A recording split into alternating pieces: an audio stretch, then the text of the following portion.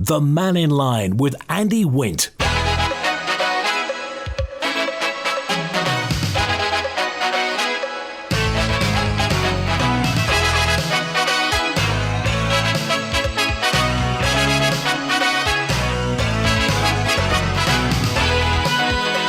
Pastor Mike, good afternoon. Welcome to Mannin Line on Manx Radio. We're open line today through till 1, so the floor's yours. Whatever you want to talk about, call 66 13 68. WhatsApp or text 166 177 or email studio@manxradio.com.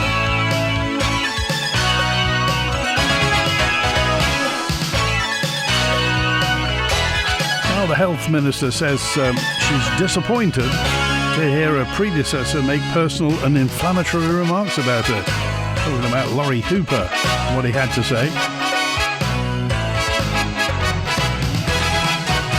And what do you think of the Isle of Man Reproductive Rights Bill currently awaiting royal assent? It aims to bring in the Isle of Man in line with the UK and its Fertilisation and Embryology Act of 2008. Currently, same-sex partners aren't automatically recognised as parents when a baby is born through fertility treatment like IVF. Only the birth mother and genetic father can register as parents on the birth certificate. Any thoughts about that or anything else, to be quite honest? It's Friday. Anything will go today. Call, text, email and WhatsApp. And David's first with us today. Hi, David. Hi, Andy. I'm just going out this afternoon or tomorrow to get a blue ribbon because I'm now making 3.5 kilowatts on my panels, shunting it into the battery, which is a 10 kilowatt capacity, which I think is actually wonderful. And when you look at it at a small scale, I've only got a 3-bedroom bungalow living in Onken. Great, and it's not even bright today. There's not much sun. You don't need sun. You just need the rays to make the power.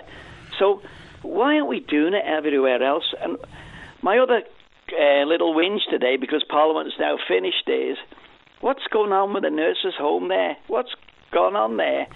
And if they're saying that the DOI owns them, are they a landlord? They've got to be a landlord then. They can't operate otherwise, can they? Well, you would have thought, so, as you say, somebody has to own them. So, well, the taxpayers paid for it for a start. Yeah.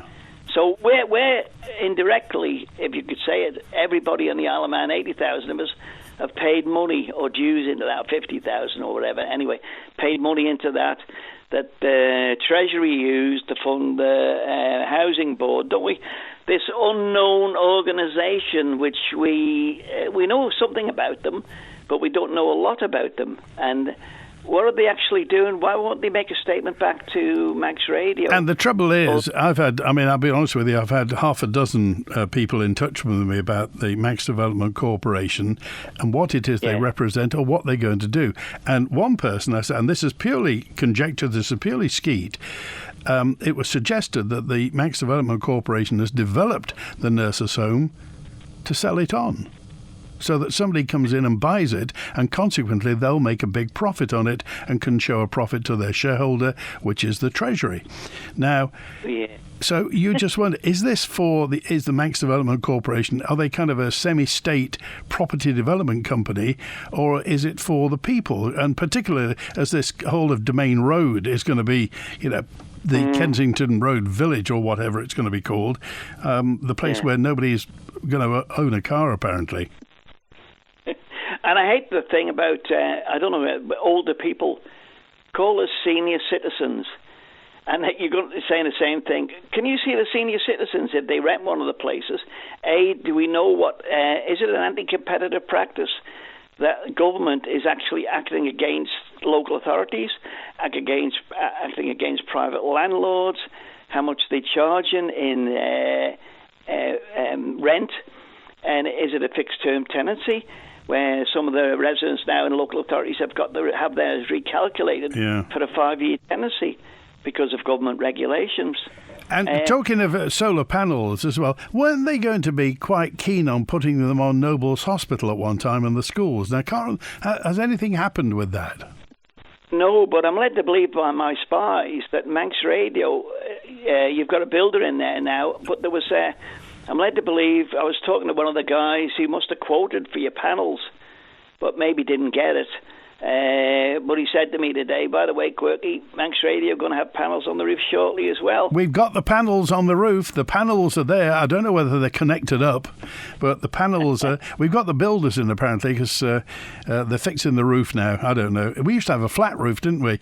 But Yeah. Yeah, but we've got solar panels now. We'll soon be solar-powered.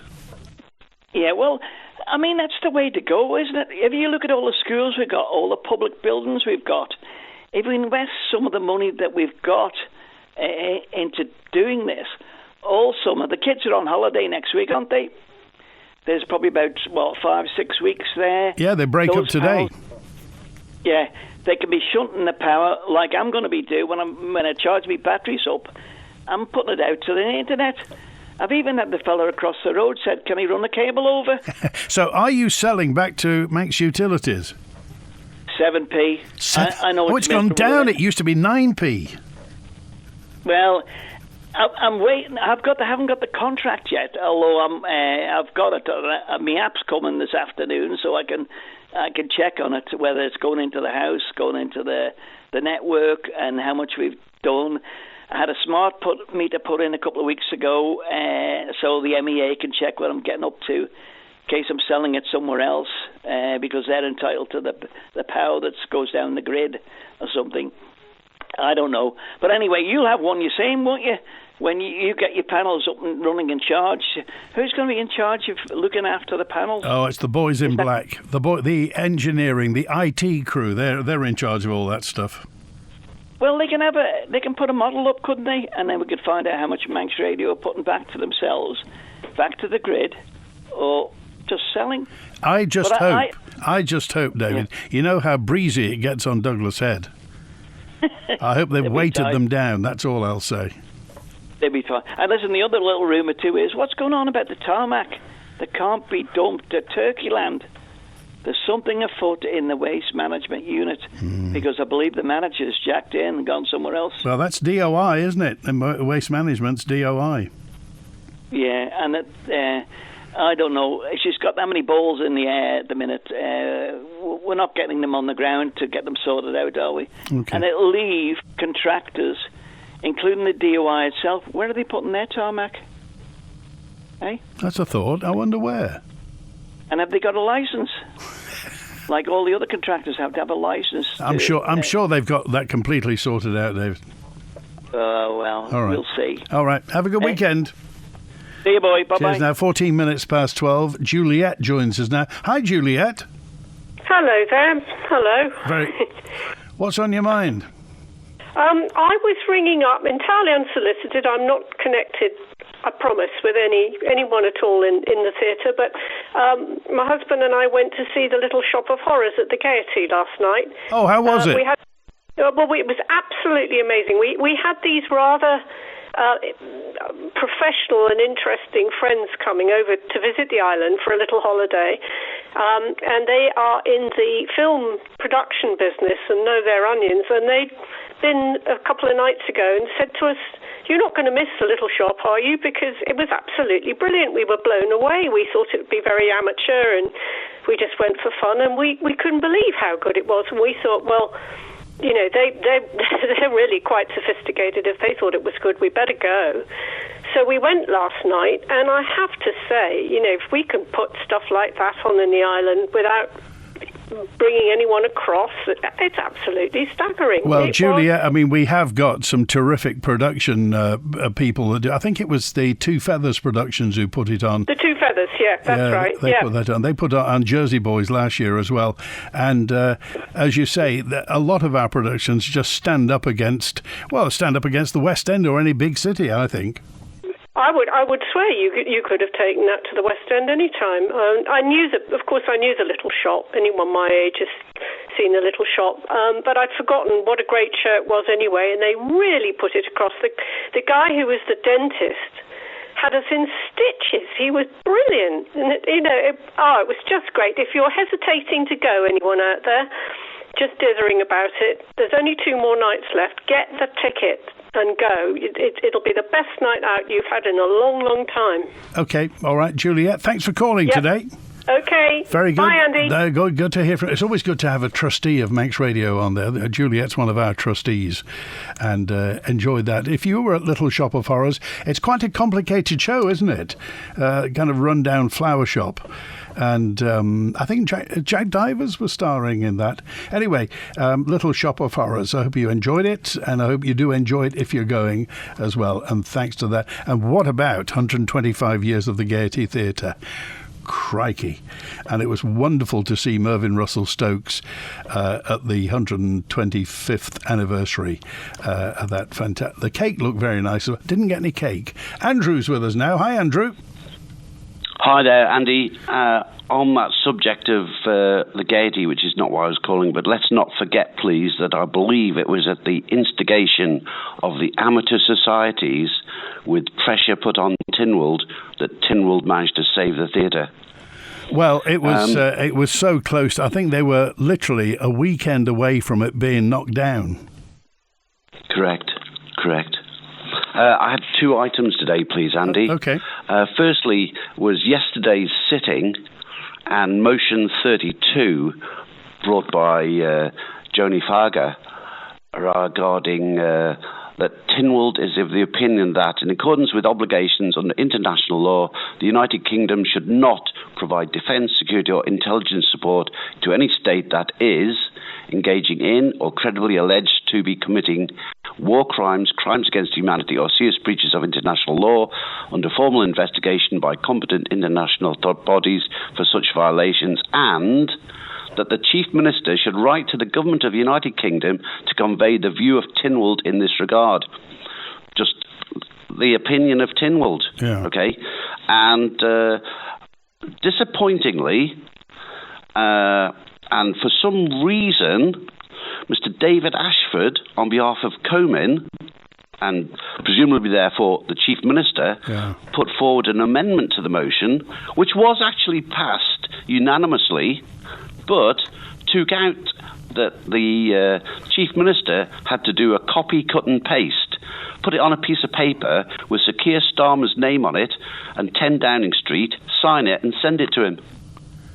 Really? So all I can believe there is that somebody thought that by doing that there would be some severe repercussions for the Isle of Man as is, being the UK government turning against the Isle of Man and doing something. I mean, it's just... I mean, I can't believe why that motion that asked for the Chief Minister to write to the Government of the United Kingdom to convey the view of Tynwald would be deleted. I mean, it's appalling. It's that people don't have the, how shall I say, in basically the guts to actually do something and send something to somebody. I mean, it's only somebody's opinion. We're all grown-ups. I'm sure Keir Starmer will go, okay, and put it to the side, and that's it. But at least it would have been sent to him. Somebody can't even be bothered to do that. That's what that sounds like. I don't know who else agrees with that. And the second item, please, is have you, by any chance, been able to look at and hear the interview that another independent broadcast journalist has done with a former politician? I think you're talking, is it Paul Moulton and Chris Robertshaw? Correct. I've not heard it, no. Oh, right, okay.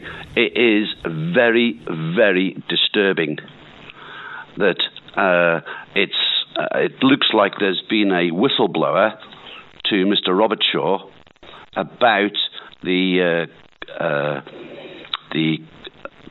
Employment and Equalities Tribunal, how it's made up and who the people on it are.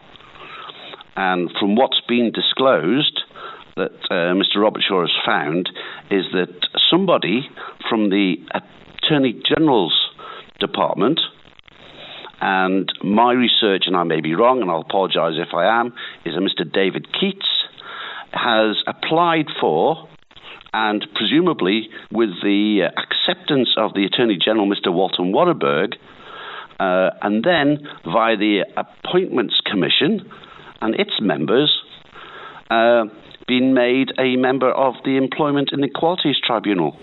So now you have somebody on a tribunal in whereby a case may be brought against the government, and on that tribunal is a member of the government's legal team.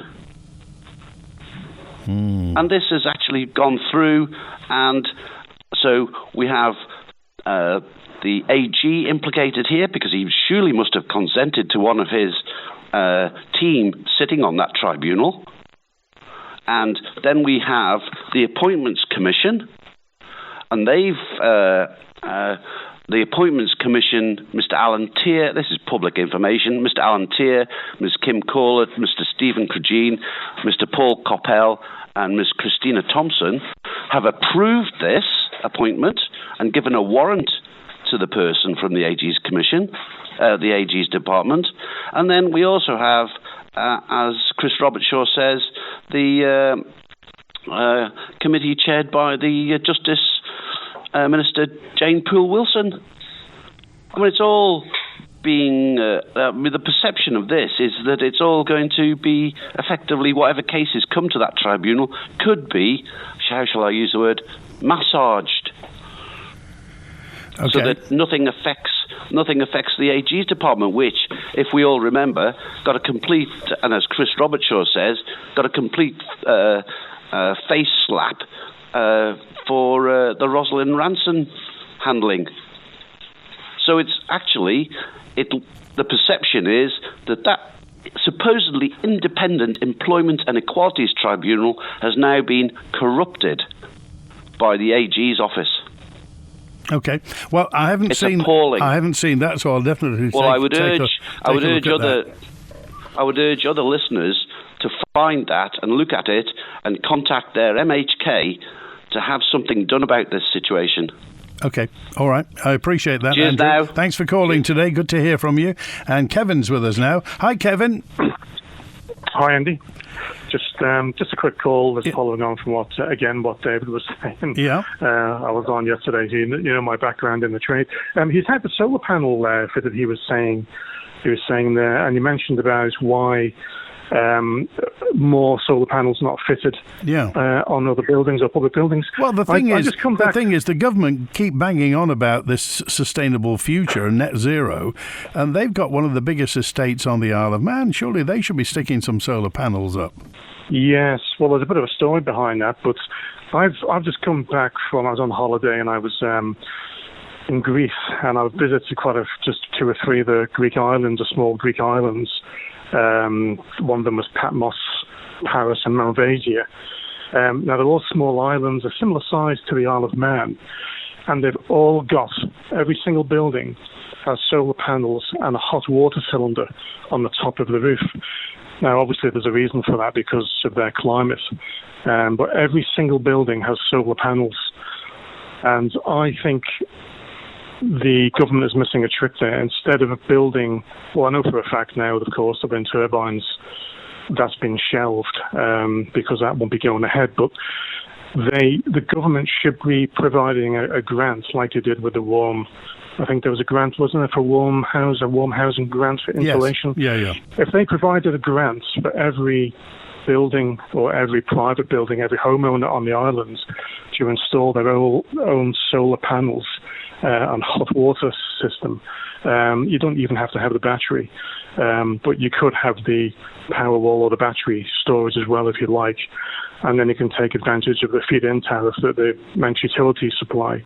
There's so many options there, and that would be a much better solution than the big blue ribboned capital project of the wind turbines. Why do you think the government isn't doing it? I don't. Well, I think it's political. I think Mr. Cannon obviously wants his blue ribbon moment to cut the tape on the project, and he wants that. There's a reason why it's going to be built, or was going to be built, down in the south of the island, because it's up on a hill and it's visible for miles around, and he wants that to be seen. But having people install discrete solar panels on public or on their own buildings, houses and apartments, obviously that's not quite as sexy as having a big wind turbine project. So I think I think there's a little bit of a sort of a legacy there that the government want to be known for, but a much better solution now would be to encourage people to install solar panels. And of course, that would generate much work in the construction sector as well. But not everybody, not everybody. I mean, it's long thousands to get solar panels, isn't it? Yes, so I think you are looking at, I think, between about 12 and 20,000. It's not cheap, but my next door neighbour has it installed, and it was installed by a local reputable company, and he has at least, so he's not paying for it up front. It's not a capital expenditure on the homeowner. He's leasing that over 10 years, because otherwise you can't afford it. So right. I don't know what he paid for it, but there are ways. It's just like when you buy a car, you don't buy a £50,000 car outright, you lease the car, and then when you move on to the next car, you just take the hit on the depreciation rather than the capital.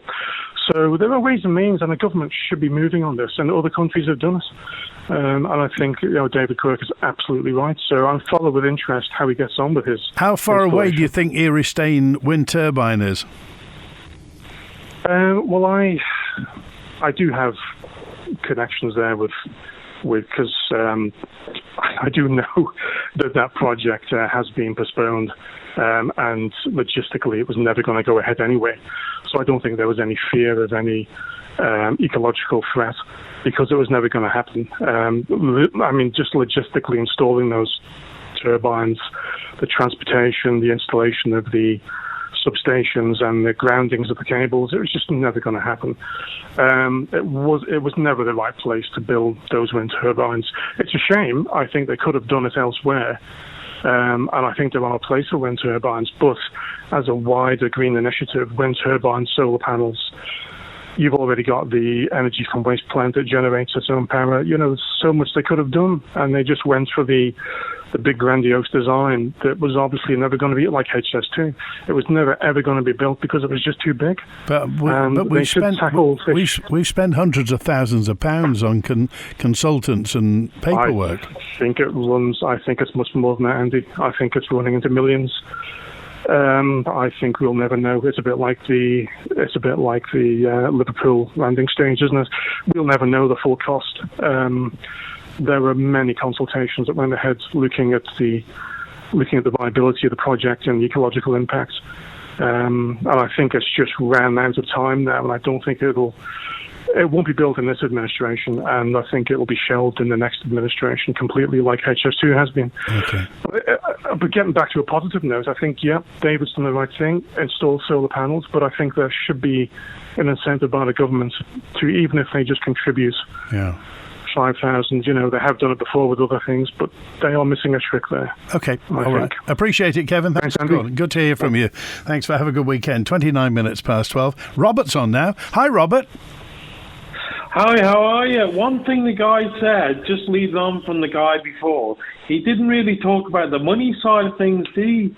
In terms of like where the money's actually going to perpetuate from and things like that, did he? The money for what? The wind turbines. Oh, well, we'll pay for that. Where's it coming from? Oh, it's from us. Where's it coming from? It comes from us. We pay that. We get sent the bill. It's called tax. Yeah, but we get it returned to us, don't we? In what way? Well, because it's free energy, isn't it? Free? Ooh, nothing's free in this world, Robert. Well, can I just say a big thanks to the Manx Utilities Water Authority, thanks. Why is that? Because I enjoy the water. It is fine quality water, isn't it? I have to say, I could fill a paddling pool with it on Terry Tibbs today. And the good thing is, if anybody's come, lots of people have moved to the Isle of Man since COVID, and I think one of the things that will always hit anybody with a kettle is it doesn't fur up a kettle. You don't get any calcium deposits in a kettle on the Isle of Man, or in a washing machine either. It's very good for that. So it's good for a cup of tea? Oh, fantastic for a cup of tea. I think that's the plan. Right, that's the end of the call. Go and have a cup of tea. Thank you, Robert. Have a good weekend. Claire Christian MHK has been responding to comments from the Ramsey MHK Laurie Hooper, where he described the government as fundamentally dishonest, his words, fundamentally dishonest, and said he had zero confidence in her ability. Of course, Mr. Hooper used to have her job before that, and he was in coma. And it came after Tynwald backed a motion to cover a £15.3 million overspend on healthcare, something Mr. Hooper voted against. Claire Christian. I wish he'd supported the supplementary vote. I find it strange that there's a man here that's calling for more funding for the health service, but yet didn't support the additional funding. But what he said was he fundamentally doesn't believe that government, I guess that means yourself because you're the health minister, are being honest about the funding needs of the health service. So I think it's important to distinguish between a disagreement and dishonesty. So decisions in government are rarely simple, but they are made with transparency and integrity. So the ministerial code is quite clear about the need for honesty, and if he has evidence that ministers have behaved dishonestly, then he should submit that evidence through the correct channels. Disagreement over policies is not dishonest. That's politics. In terms of the specific point that he made about the Doctors' Pay Award, let's be very clear, and so that there's no confusion, the Doctors' Pay Award was funded by the underspend within the DHSC for the year.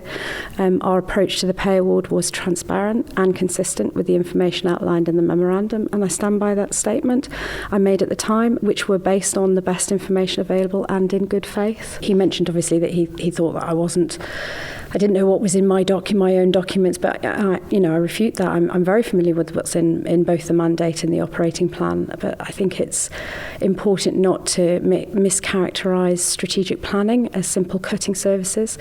So what that means is the intention is to protect core services and not to undermine them.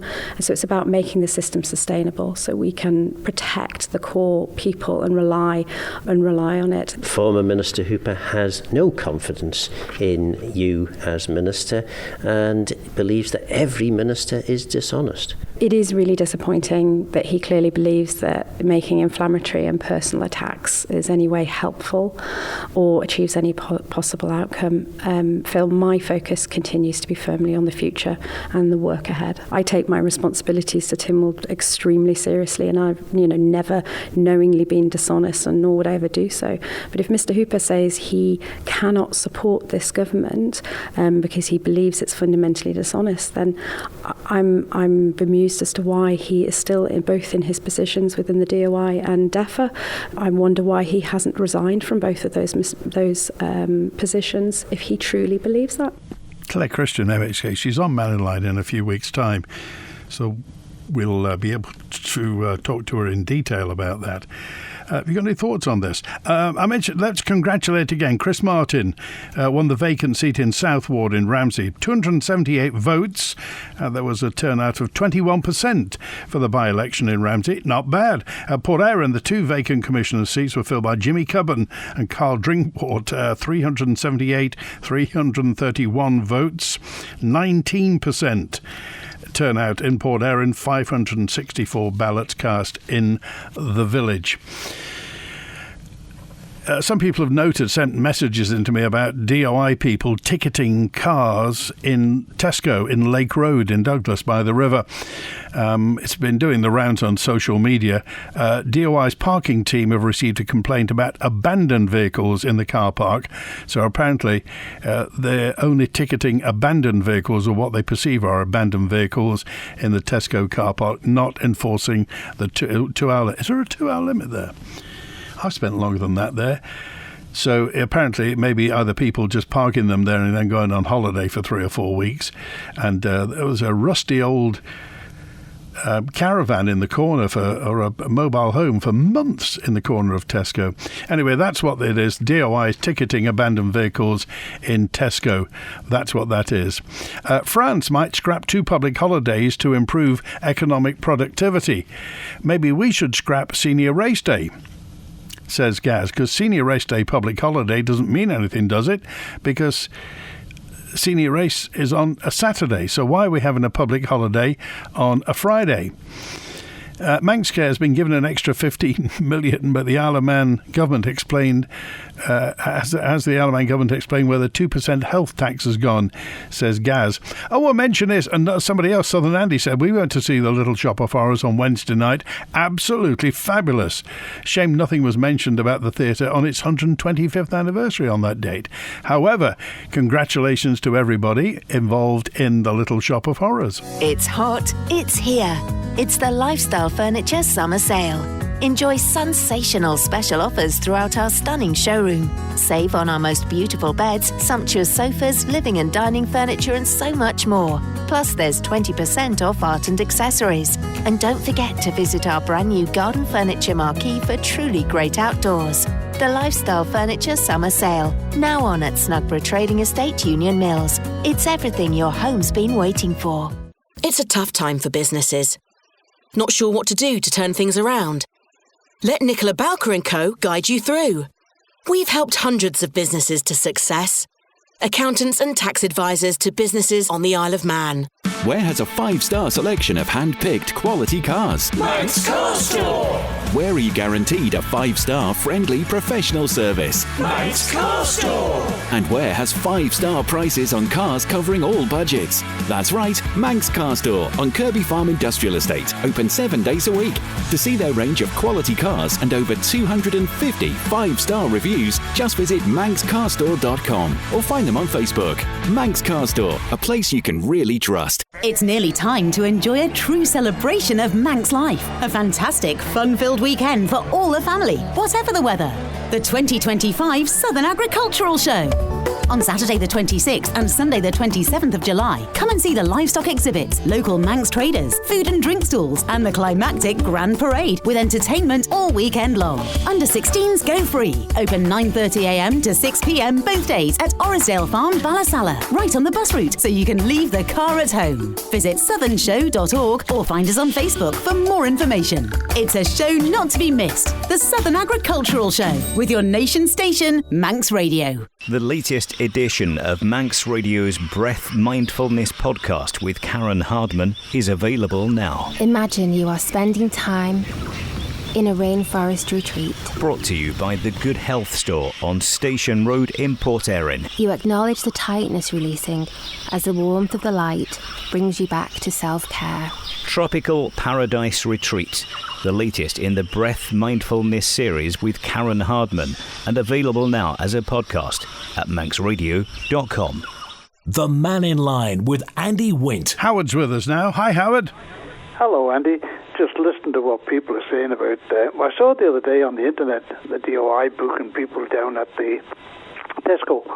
I wonder how many of those that are down at Tesco now, supposedly, allegedly abandoned, were in the Lord Street car park before they had to be shifted. Well, there may be some there. Yeah, because, Tesco, they're unable to book them. They will have a company that looks after their car park, but they had to, a couple of years ago, when people were parking there and going to work, they were putting tickets on themselves, stickers on the windows, but they had to stop in case they damaged the car because they don't have jurisdiction. So it is actually, as it says, down to the DOI to look after it, I think. But we've got one that's parked up around this way, and when you check on the internet, the last time it was road tax was 2019. So it's untaxed on a public road? Well, it's on a park. Wow. Which, for all intents and purposes, part of the public highway.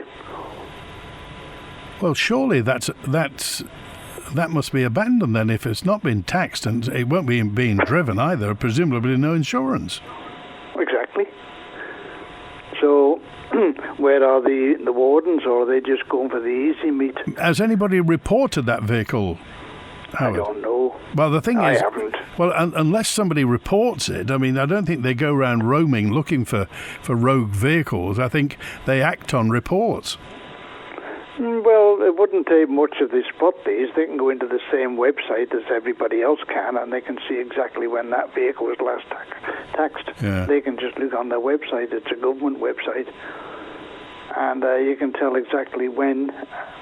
It won't tell you who or what, but it'll tell you when it was last taxed. And I know somebody told me this, that, he said that was taxed 2019, so it must have been somewhere lurking. Well, it just makes you wonder, why would anybody keep an abandoned vehicle? Because, I mean, there are the people who advertise on Manx Radio that'll take scrap cars and you can get a few bob for them. I don't know why they don't just phone up one of the companies and pocket the cash. Well, we used to have a motorhome here at one time, and eventually the school complained, and it was taken away. It was lifted and taken away. There's been 3 or 4 at least around our way that's been lifted and taken away. So it's as I say, it was only just when I heard you mention that they were booking them, I thought, Lord Street car park's empty now. Where did all those go to? Well, and there were a lot of cars in Lord Street car park, weren't there? There was, and I think it was used primarily as a dumping ground. Well, do you remember there were at the back of the bus stops there? I think there were 4 mobile homes. Yep, the bus company were using one. I don't know if it was a mobile home or a trailer thing as an information bureau. That was there, and people could go to that, but I don't know how often it was open or otherwise. But one of the vehicles down there belonged to the bus van, and I'm not even sure if it's there now, because going up through there, you got to keep your eye out when you're driving. But that place is empty now. It looks strange to be empty, but where did all those cars go to? Well, it makes you wonder, doesn't it? And because the promenade's lost a lot of parking spaces since the revamp, you just wonder where everybody is parking.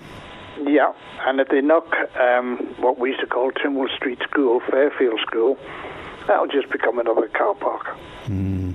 Okay, so, all right. Okay, good. That's all it was. Have a good weekend at the Camera Obscura, Howard.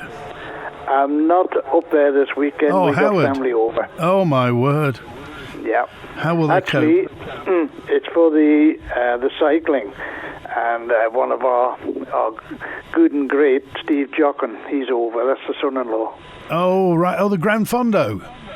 The Gran Fondo, yeah. Yeah, it is. Yeah, fantastic. He's up in Ramsey at the moment.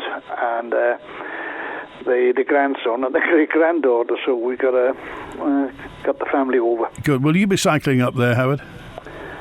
In my mind, yes. Okay.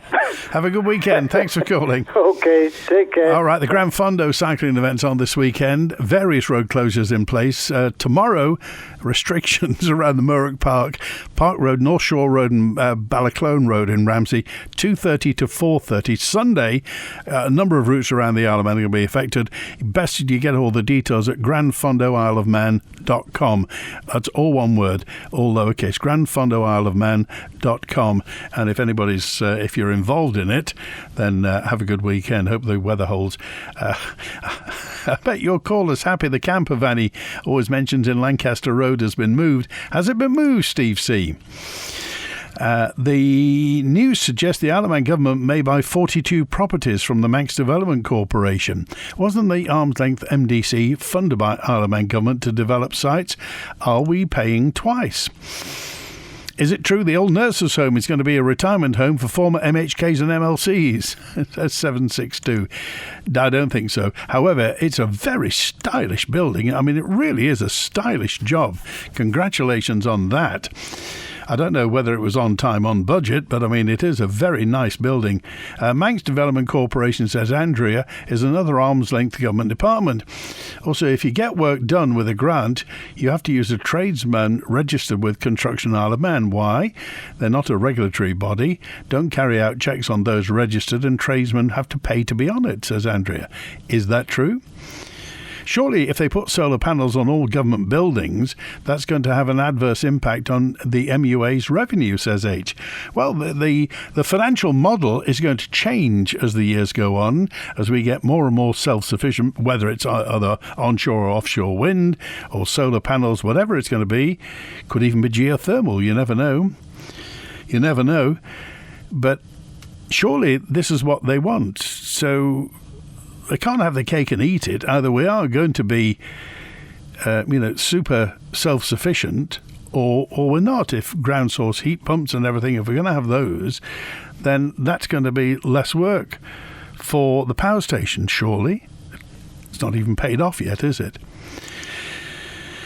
Well done to what's the... that's it. We went to see Little Shop of Horrors again. Absolutely fabulous. Really enjoyed it. Lots of people loving this. Some of Comyn are back, and some backbenchers aren't in touch with reality or the constituents. Look at the tourist tax they want to bring in. What does the industry think of that? Surely they need to listen to the people, not just to each other. And Dick says, following on the public being stopped cutting DOI's grass by them and the commissioners for being uninsured, I was wondering if they don't want the public pushing a mower over a bit of DOI grass without insurance, what's the difference between a little mower and a mother and pushchair going over the same piece of grass without insurance? Or are the bureaucrats about to ban pushchairs like mowers as well? It's that daft.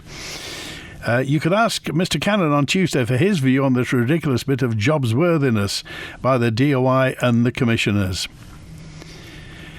Thanks also to the 313, it is, just asking how many solar panels will fit on a terraced house and how many of them are needed to run a household. Well, you don't really have them, I think, to run the whole household.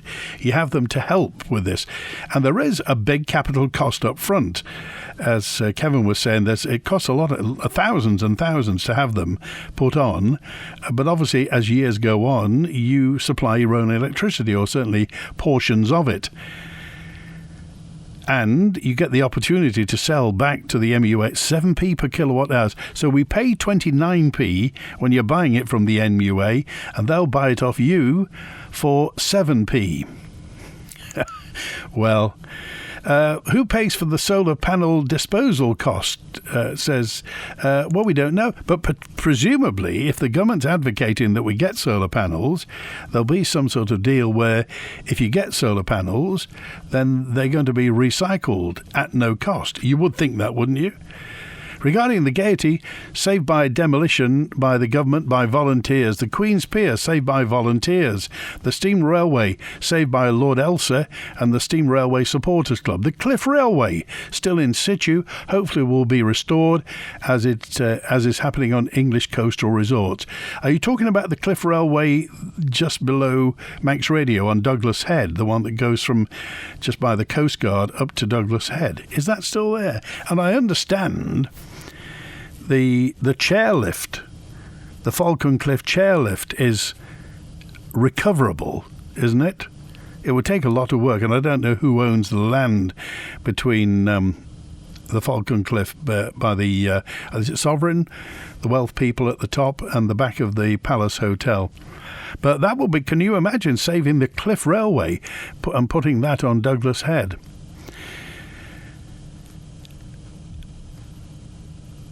Thanks also to D, who just said, your caller who relayed what had been said by an MHK regarding the AG's office has reiterated what I was told some years ago by then Minister in the government. Well, I'll have to watch that today with Mr. Moulton and Mr. Robert Shaw. I came through security at Gatwick yesterday, July 17th. I didn't have to remove shoes or watches, and I was allowed bottled water. Really? There may be more. Let's hope it follows at Ronaldsway, says Henry. Have you come through security at Gatwick or London City or anywhere else and not have to take your shoes off or your watch off? I wonder about that. The government's still spending money as if it grows on trees. Presumably it's the reason the DOI aren't cutting overgrown roadside foliage back. But they're harvesting the plantations. Oh, I got a note in, an official note, by the way, from the DOI about the Tesco car park. The DOI's parking team's taken enforcement action after receiving complaints about abandoned vehicles in the Tesco car park in Douglas, Lake Road, that is, not Little Switzerland. Fixed notices have been placed on several vehicles, with owners warned unless they're moved, the DOI will take them after 14 days. The department's got the power to deal with vehicles considered to be abandoned on any land, not just public roads. Tesco said they didn't request the parking enforcement action. Oh, it wasn't them. The DOI's, says Michelle Haywood noted, the DOI's got a duty to deal with vehicles that are illegally parked and seemingly abandoned in car parks. You get that? The DOI has a duty to deal with vehicles that are illegally parked. That's the way. I reported an untaxed car in Onken. 475 tells me. I reported an untaxed car in Onken a few years ago, and I was basically told to mind my own business. By whom? It sounds like things haven't changed. Also, every week new cars are imported here, but no corresponding scrapping of older vehicles. Surely we'll reach saturation point, and then what? Well, the scrap boys do scrap vehicles. They do crush them. They do recover it. So that does happen. And I think some of the cars end up whizzing round the track at Onken. Is the stock car still going at Onken? I think, thank the Lord, we had the likes of Mervyn Russell Stokes around. Otherwise, the theatre would have become another bus station or Summerland. Too many poor decisions have been made by our so-called leaders, says Tony. Well, Mervyn Russell Stokes, I think, made it his life's work. So he is to be very much... And, of course, the current staff, Seamus Shea and the team at the Gaiety Theatre do a sense... I don't know whether... If you take visitors or friends or family from across into the Gaiety Theatre, I mean, it really is world class, isn't it? You could put that anywhere. You could put that on Fifth Avenue in New York. You put it in the West End of London. It is a fantastic theatre, and it's ours. Oh, the Cunningham's chairlift was scrapped about 5 years ago. The one from Little Switzerland up to what's now the business park used to be Cunningham's camp, and apparently the land for the Falcon Cliff lift is owned by Dandara. Wow. I didn't know that. The land, that Dandara owned that bank, so presumably Dandara own the Falcon Cliff chairlift. Regarding the message about the DOI not cutting weeds in roadside areas, I've taken to doing it myself in Onken, and they obviously can't be bothered, says Nick. Now, abandoned cars near the entrances to the DOI depot in Hills Meadow are on double yellow lines, says 382. Are they abandoned? Are they abandoned? Hello, this is Doug Farragher. In conjunction with Manx Radio, I'd like to invite you to join us and learn something about our native Gaelic tongue, the language of man. Hello, Betty. Hi, I just want to say a big thank you to Audiology. I went there earlier this week, and especially to Stephen for help with giving me Bluetooth on my hearing aids. Betty, you're Betty Bluetooth now. That's all, really. Thank you so much. Well, that's fantastic. Now you can... I mean, you could hear quite well before, couldn't you, Betty? No, not really. So you're now with us? Hopefully, but I still miss things, I'm afraid. My hearing is not very good. All right. Well, we wish you well. What's his name again in Audiology? Steve. Okay. Stephen. That's great, Betty. We're glad you're hooked up to Bluetooth now. Okay, thank you. Thanks for calling. You may have heard this voice that it comes often during Mannin Line. Hello, this is Doug Farragher.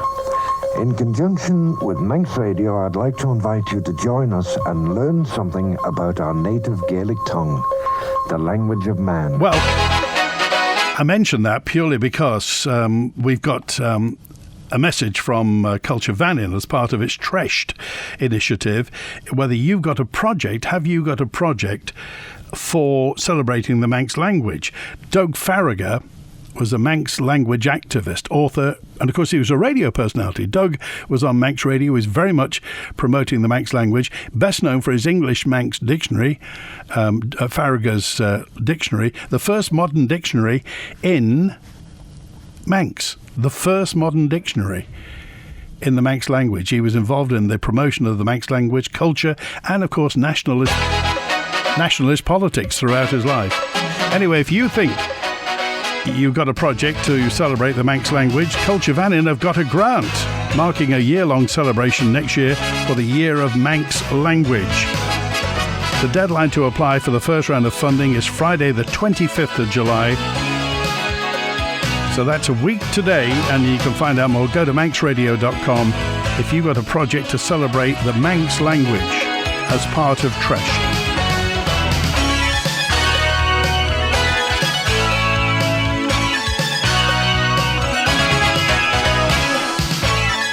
If Laurie Hooper is so adamant that the place is in a mess, why doesn't he resign? He's happy to take his wage and backchat everybody, but Laurie, make a proper stance. That's Alan, by the way. He doesn't have to. He's entitled to have his say. That's it. Thanks to Chris. Have a great weekend. Back on Monday. WINT